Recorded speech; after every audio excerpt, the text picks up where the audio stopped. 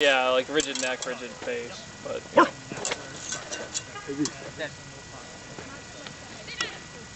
That doesn't mean it's all I'm doing. Alright, I'm grabbing a shower. I'll see you guys at Mexican. Alrighty. See you soon, sir. See you there.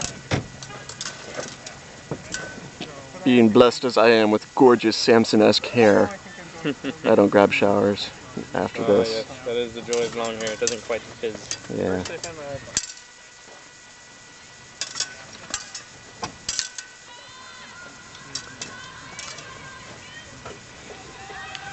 Okay, so let's talk a little bit about fencing.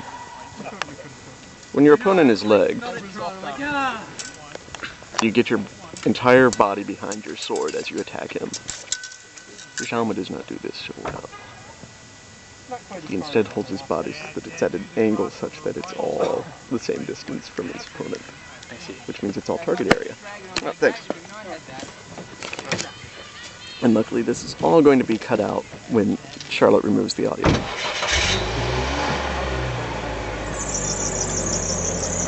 Oh, hey, how are you? I have to go, but that's really cool. See you later. Oh, she was stopped by last week and was asking about the fencing. No, but I know her. Yeah. That's cool. Oh. I think it's a sign. I was like, I knew that face, but I don't want to look because she's running. It would be awkward. Interesting. Cool. Continue. Yeah. That was my thing you sent it out. And when you're, so the idea is to lean forward so that your head is the target area and all the rest of your body is out of range. Yeah. And then you get your sword up so that it's between you, your opponent and your head. Mm-hmm. And really when you're legged, you should do the same thing. It minimizes target area, maximizes your offensive potential, and gives you a bit of range to work with. So do you have any fencing background? Did you say or not? Okay. A little bit. I mean, I did some practice at like high school. Okay. So just a wee bit. So footwork. There's an advance. Yeah, I know the like little shuffling with the heel to toe. Yeah. Always move to a wider stance before narrowing it up, so you don't. When you advance, you don't bring your back foot up and then move your front foot out. You just move your front foot out and then bring your back foot so that you're in your on-guard stance. Retreat works the opposite direction. Left works, you take a wide stance, so you step out with your back foot and then bring it back into on guard with your right foot. Going to the right, you step out with your right foot and then bring it back to on guard with your left foot. Lunging is, as you noticed earlier, hand before foot, and you want your weight to go down, not forward. When Jauma attacks, you see his back foot comes up off the ground. That's because all of his weight is going onto his front foot, and that is a moment of vulnerability. Yeah, all of his, basically he's in a place where he can't move until he rocks back onto his back foot, and then he can move out of it. Okay, I see. Yeah. Interesting. It's definitely seems more precise in different, I guess in various ways, different ways than heavy fighting, but more precise nonetheless. And it's very funny to watch people, they grab each other's swords. Yeah. I used to be a real fan of that, but I'm not so much anymore.